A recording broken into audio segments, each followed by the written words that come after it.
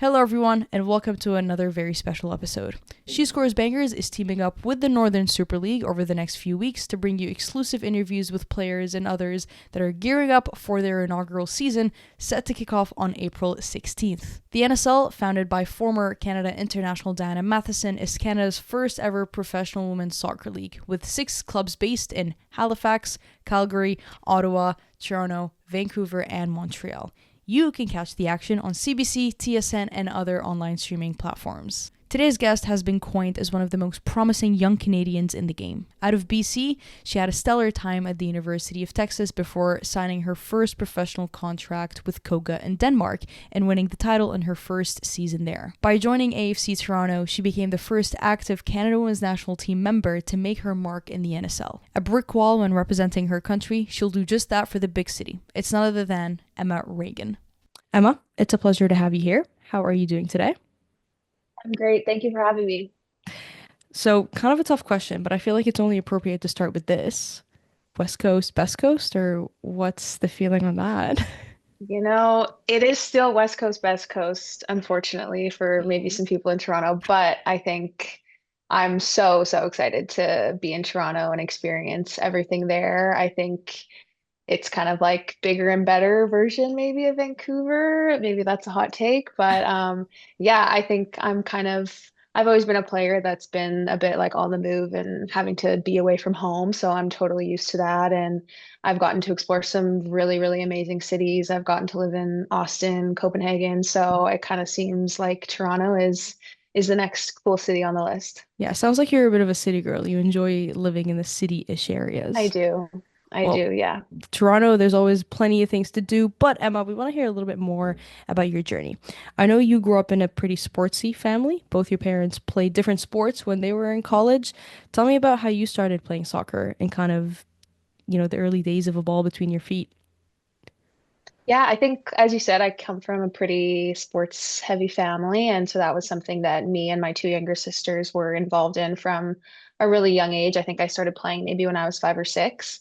And I was playing a ton of other sports as well. I think that was the cool thing about that kind of time in my life. I was able to experience so many different sports and then kind of like pick which I was going to go do long term. And that just happened to be soccer. But yeah, I played lacrosse, swimming, gymnastics, baseball, basketball, everything. So that was, I think, part of maybe what developed the athletic side a little bit, getting to do all of that different stuff. And yeah, it turns out soccer was kind of the one for me. I met some really good friends that we kind of came up through Burnaby and Vancouver with together. So that was really fun to be a part of that with them and share that with them.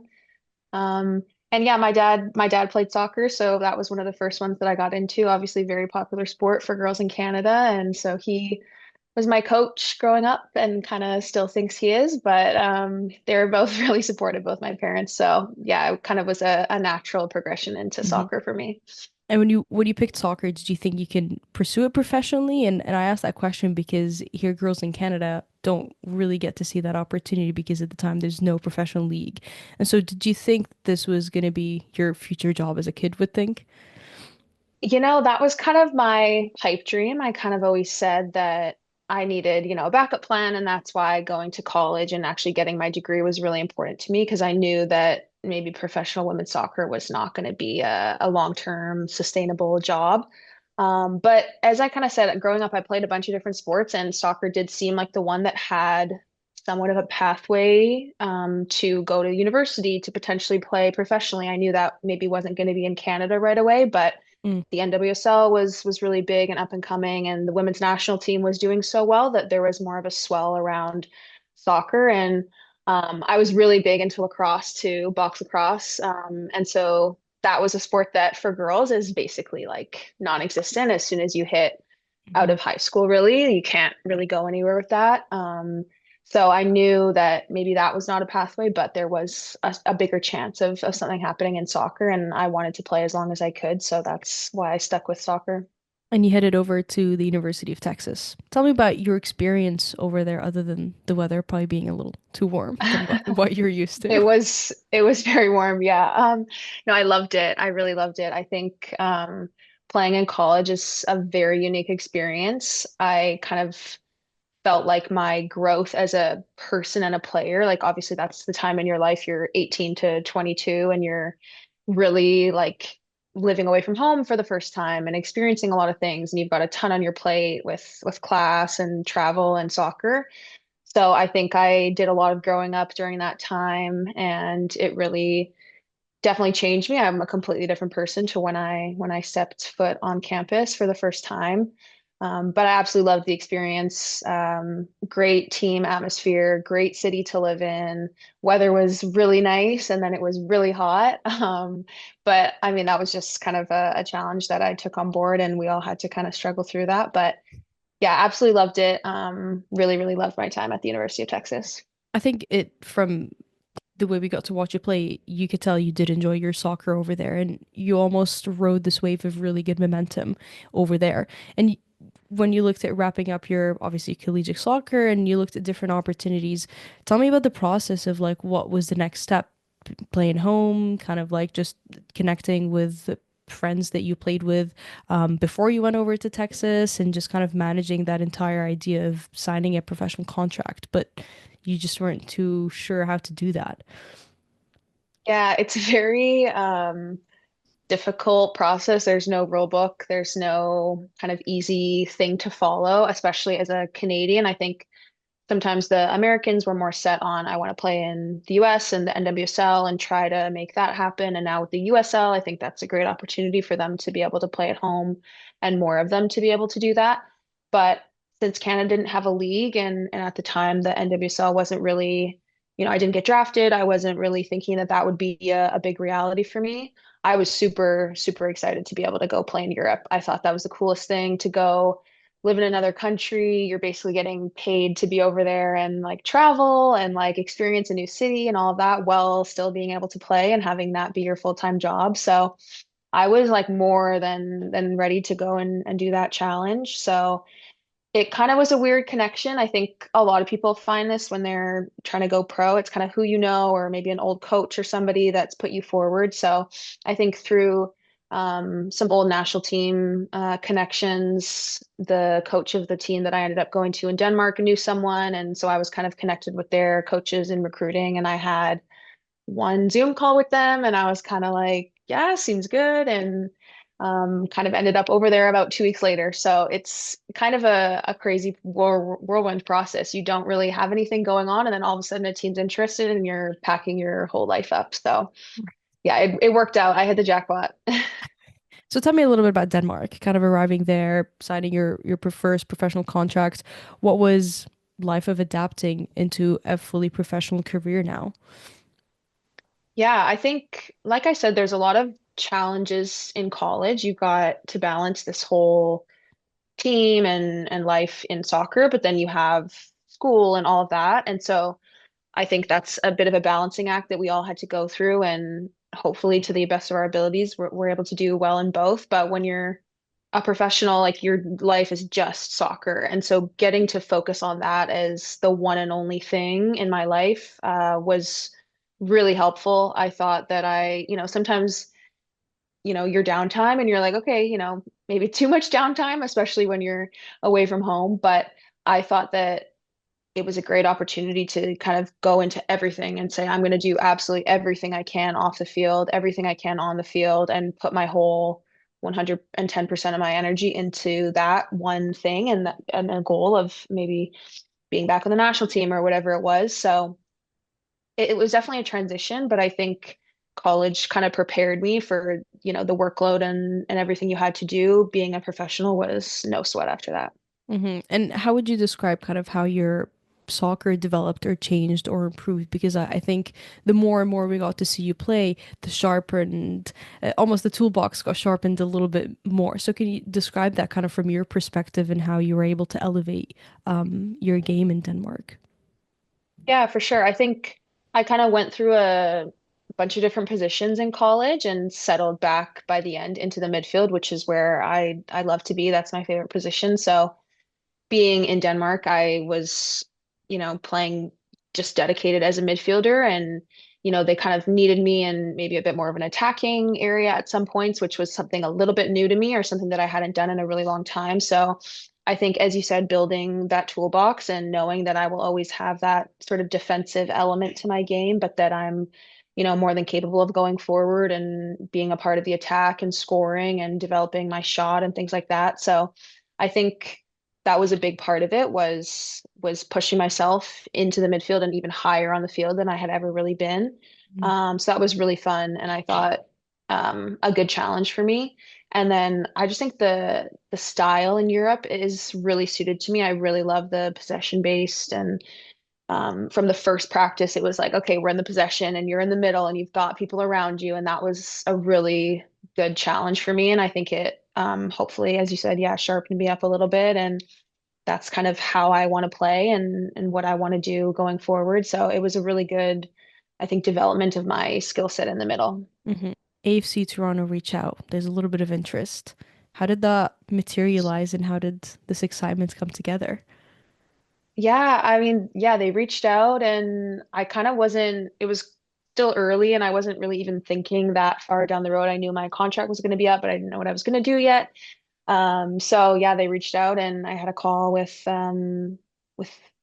staff and with the coaches, and I really bought into the vision right away. I think their philosophy and the values of the club were exactly what I needed. I wanted like a very professional environment. Playing in Canada was amazing, obviously, big bonus for me. Um, and yeah, the style that they kind of showed to me was very clear right from the beginning, and they had a plan and they had their coach in place and they had a very clear path forward, which I really liked. I think being able to be in a professional environment before, I was really, really ready for that again and even a step up. And so what they brought to the table from the get-go was really promising, and I kind of bought in right away. Hmm. Well, tell us a little bit about kind of that philosophy and what we're expected to see from AFC Toronto on the pitch. I know it's still very early days and we're still yet to take on the pitch for that first ever game. But what are fans expected to see? How, I mean, tell us even a little bit about the position that we're expected to see you kind of dominate and try to enjoy on the pitch. Yeah, I think the philosophy is very attacking minded, very fluid, which I really like. I think that's maybe can be one of the strengths of my game is reading the game, and I don't want to make it easy for defenders to be on me. I want to always be moving. I want to be rotating with people. That's like the best thing ever when you're in the midfield and they just stay in their positions. It's like, okay, easy days, but I think we want to have players that are really dynamic and able to play different positions and give the opponent some different pictures and different challenges. So that was really exciting to me. That's exactly what I want to play. And yeah, I think hopefully we'll be a team that can really implement that style of play, and I can be in the midfield and we can be working off each other, and I can help my teammates, they can help me. I think that kind of defensive midfielder that can also go forward is kind of maybe my sweet spot. So in the eight in there, like I'm never going to shy away from a tackle, and I'm, going to be sprinting back on defense. But I think being able to spring the attack and be a facilitator of play and go forward and help out my forwards is going to be hopefully what I can bring to the team. How about your teammates? There is a teammate that you are reconnecting with, of Kayla Hansen. You two grew up in Burnaby. You're very familiar with each other. You've played soccer together at the youth level. Tell me about this full circle moment of now playing in Toronto. Yeah, it was definitely full circle. I think we kind of didn't realize each other were initially speaking to Toronto. And then when we did, it was kind of like, okay, are we both thinking about this? And yeah, I mean, I love Kayla. As you said, we played together for a really long time growing up. We live very close to each other. We were just training out there today, this morning. So, yeah, it's really nice to have people that you know when you're going into a new team, especially this team where it's, completely from scratch, and there's a bit of a comfortability factor there, which is nice. But I think both of us know that, regardless, we're going to be able to do the job. Kayla was playing in Europe as well, so she's kind of been experienced to that, and she has her own experiences that she's bringing. Um, yeah, and I'm just excited to get to play with her. She's an amazing player, very aggressive, very good on defense, very dynamic player. So I think I'm very happy that she's going to be on my side of the ball. I think that's the beauty of the NSL now. We're going to see a lot of former friends and former teammates get to connect on the pitch, perhaps sometimes on the opposition.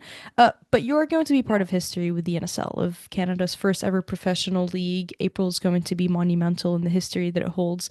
Tell me about how it feels to be kind of this Canadian player that will represent so much of Canadian women's soccer now, come April and onwards.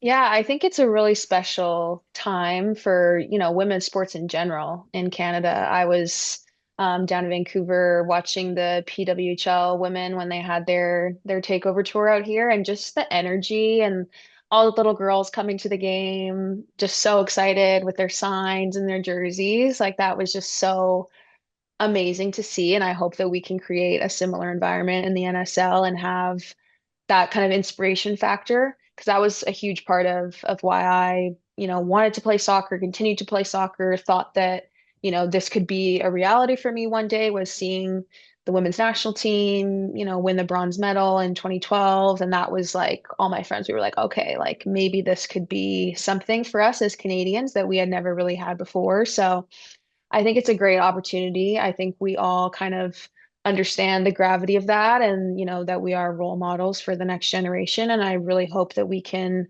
represent soccer in Canada as well as the generation that's come before us.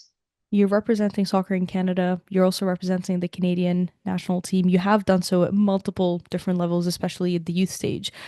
You first put on that Canadian jersey when you were 15, so very, very young. Tell me about the experience of being in that international system and just kind of growing up through it, taking a little bit of a break, and then kind of coming back for it now. Because also, I must mention your signing and joining of the league. You were the first ever player within that pool to make move into the NSL. Yeah, I think growing up through the national team was a very cool experience. I, met some really great players that I still know to this day that are, on the senior team and that I get to see when I'm in camp.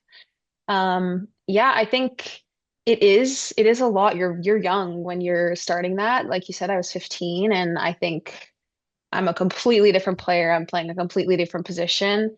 And I think part of my kind of growth from that 15-year-old to now is that I understand that, soccer is an amazing part of my life, but it's not absolutely everything. And if I, you know, don't make the next camp, don't make the next team, the world goes on and I'm going to live and I'll be okay. I think as young 15-year-olds, we put so much pressure on ourselves to make the next camp and to do well and to perform. And, if you didn't make one camp, it was like, okay, I'm done. I'm never going to, get to the senior team, but that's not the reality. That's not how it works.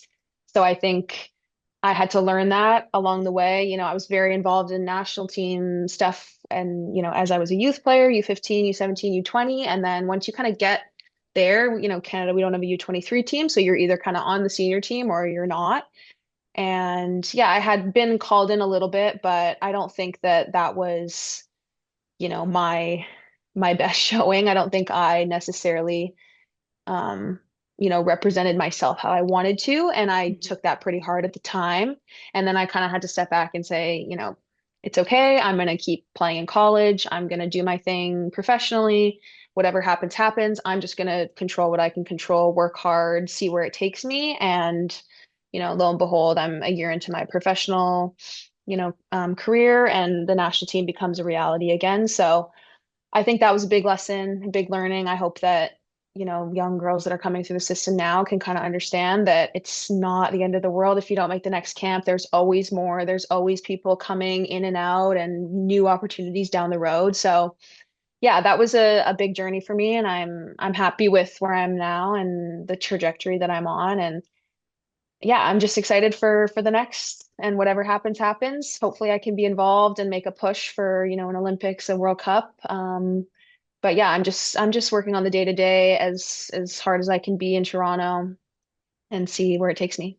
I think managing kind of disappointment and looking ahead for an opportunity is really important. And that's a very important message, I think, for girls in Canada now, because everybody's going to want to become professional soccer players, which is fantastic because it's a reality now. But I think there also needs to be some management of sometimes it's an up and down journey, and there's opportunities that come and go. Emma, I wanted to ask you a fun question because we've been asking the last question to be a fun question here on the series. If you were to build an AFC Toronto player or a teammate from three Canadian international teammates that you've played with, kind of like the full, perfect, complete player teammate, who are the Oh, three that wow. you'd like to Okay. combine together? Um, oh, okay. I would say I'd go Vanessa's defensive and aerial abilities. Mm-hmm. Um, Julia Grosso's dribbling and Jesse's passing. That's a wicked player. Hopefully that's that all makes sense. Yeah. It does make sense. I feel like in my head, if you are to build a player with all these qualities, that'd be pretty difficult to beat, but very fun to play with. Yeah. Yeah, exactly. That would be the ideal teammate at Toronto. That's the ideal teammate. Emma, thank you so much for joining me today. West Coast, Best Coast, that remains the statement. Maybe we'll check on that again, but I really appreciate you joining me here today, and I look forward to seeing you kick it off with AFC Toronto here in the NSL. Thank you so much for having me.